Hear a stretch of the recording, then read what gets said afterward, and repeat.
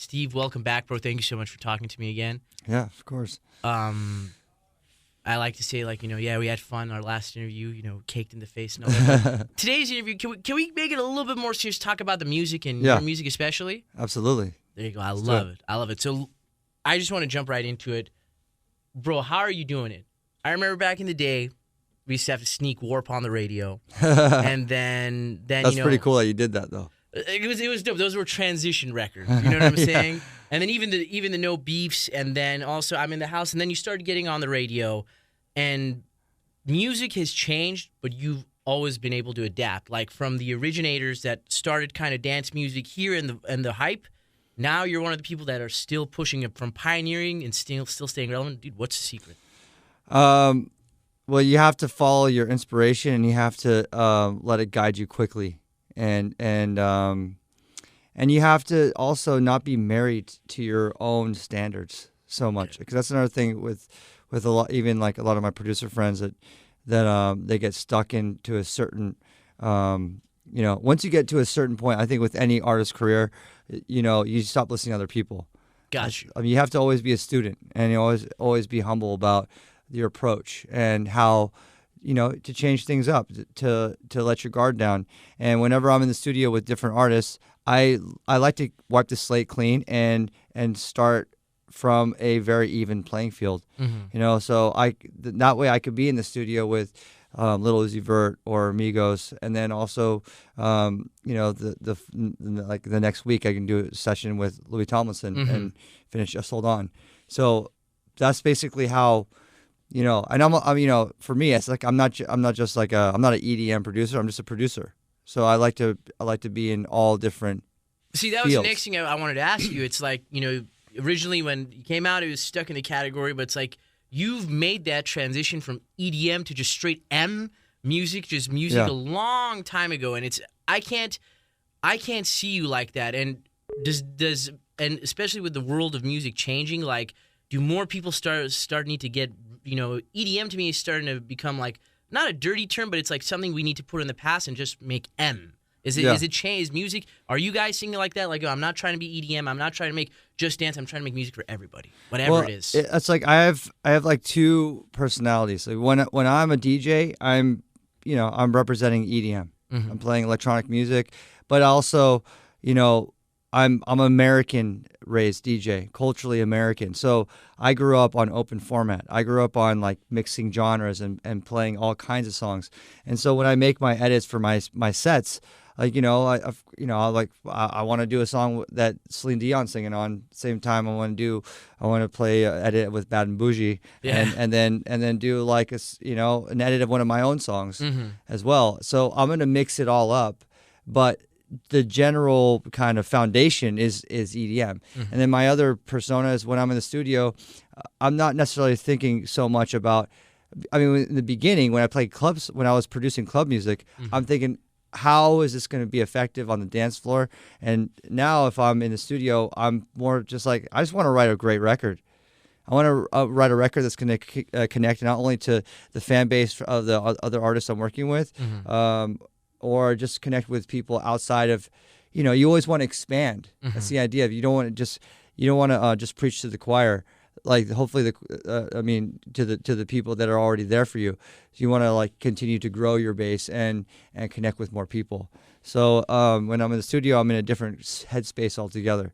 Interesting. I love it. And you got into my next question is that I'm also starting to see, at festivals and going out that a lot of DJs are. It's kind of circling back to the open format. Is I'm starting to hear Guns N' Roses, Migos in sets, and something that you've already been doing, and something that you're from the DJ AM days, and that's where I started to get into all of that.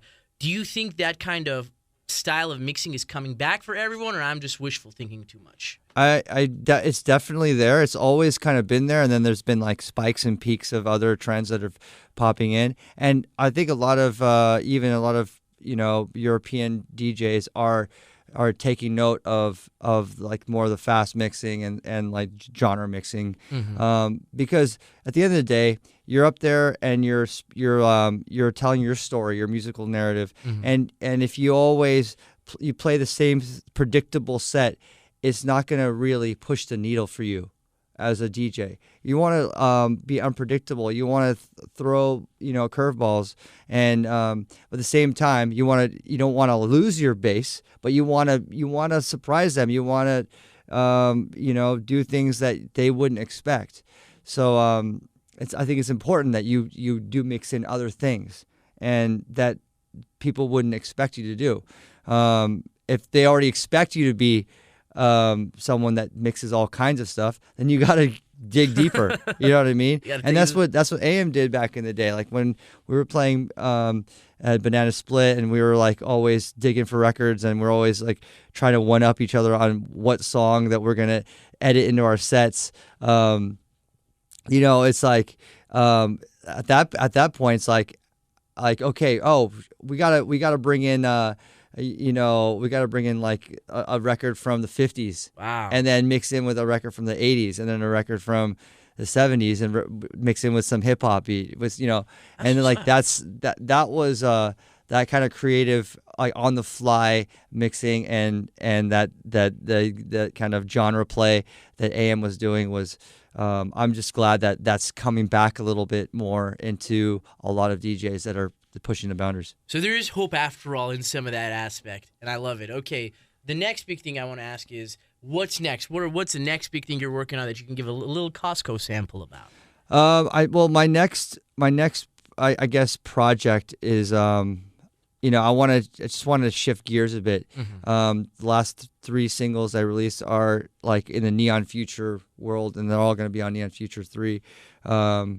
Just Hold On being, kind of the anchor of everything I've been doing. So I'm switching gears and releasing a collection of songs that I've been working on in 2016 with a lot of different artists as an EP. And actually, I did a lot of sessions where I'm actually producing for other artists too. So I did a EP, or like I did a collection of songs with Lil Uzi Vert, and that's going to come out through his label. What's that like? You making that's fascinating to hear. You shifting gears and becoming the producer for other records, because you as a producer have produced mainly for your own. Is it different producing for other people as opposed to your own records?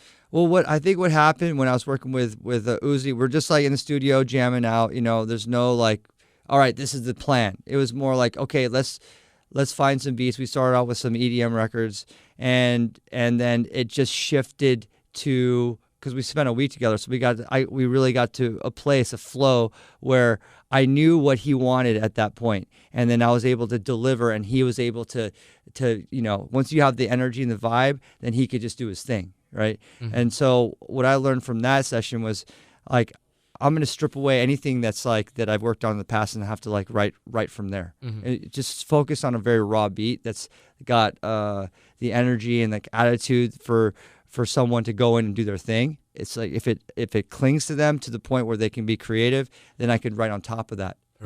So from that, then I jumped in the studio with Migos and Lil Yachty in Atlanta at their studio, and we knocked out a song out there, and did a song with 2 Chainz at around that same period of time, and that's more of an EDM record I did with Dubs.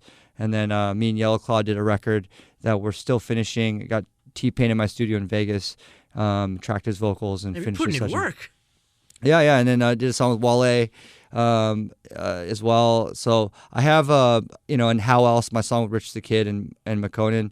I'm gonna put that on the EP because it's like sonically around the same vibe as all the other records. So you got something for everyone to enjoy essentially. Everyone can enjoy something with Steve Aoki, and that's great. Yeah, and it's just it's like it's a different flow, a different energy, and so just putting this EP together, really excited for it to drop and for people to hear all the stuff I've been working on, because some of it's like I finished in like early 2016. Bro, when do you sleep? When do you need to sleep? There you go. There you go. All right, I'm going to wrap it up a little bit, but one question I wanted to ask you too is, what piece of advice would you give to people, especially now producers that have kind of made it in the when the boom of 2012, 2013 dance scene, that with the shift of music that's going on, that have been used to making those epic drops and the emotional stuff, what advice would you give them to kind of be successful and make their music great in 2017, kind of like what you're doing right now? I mean, once again, you have to follow your own inspiration and what moves you. I mean, you can't just follow a trend like whatever is on the top 5. People do that. There's plenty of amazing producers and engineers that like that can do that. That can like follow the trend and be like, okay, I could make that sound. I could do like that pattern. I could write that melody, and then I mean, there's plenty. But for me, I'm just gonna follow what the influences and inspirations that are current and present. And if I connect with Quavo from Migos and we're like, yo, let's get in the studio and let's knock out this song, I'm gonna go in there and we're gonna start something fresh and start something that's not like, I want to meet in the middle with everyone. It doesn't matter who it is. I just wrapping up a song with Lady Antebellum for Neon Future 3, and that's a totally different vibe altogether. But you also have to work with artists that want to work with you too. Like I have zero boundaries. I'll work with a folk artist, to a country artist, to a hip hop artist, to a pop artist. Can we get a Persian artist there maybe if they're good? Yeah. Hey, I know, and I love working with international, global artists. I was just in the studio as well with Belinda. She's a singer from Mexico City, and we were working on a Spanish sung song. Wow. So I tracked all her vocals in my studio in Vegas and working on the beat as we speak. So it's just changing it up, and it's also fun.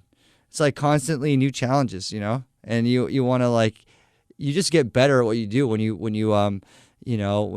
you're putting new stuff in front of the table. There you go. Any of these stuff gonna be shown or brought out people at your Dimmock pool parties in Miami? Oh yeah. So Friday we got our big Dimmock party. I don't know who's up from San Diego is going to be out there, but it's at the RC Cola plant, which is it's going to be like a festival. It's I don't know, if 10,000 people or something. And Borgor's playing, Dioro's playing. A bunch of people are going to guest and jump through, and I'll be performing with Louis Tomlinson at Ultra, so that'll be our big first time show, outside of doing You're not nervous, are you? You're gonna be okay? Yeah. I mean, it's the first time for us doing this in front of a real captive audience. Like before, we did it in Jimmy Fallon and James Corden and the X Factor. So that's a little different than Huge. doing Ultra. So and Just Hold On is by far the biggest song as far as connecting outside of EDM, outside of my world. Thanks to Louis Tomlinson's fan base and just the song itself really connecting with people. So I'm hoping that it really connects with the Ultra crowd. I'm sure it will. I'm sure you're gonna do great, and you're killing it on the radio, bro. Thank you so much for stopping by. I think instead of a cake in the face, we'll just do a high five. All right. There you go, Steve Aoki. Thank you. Absolutely. Thanks, man.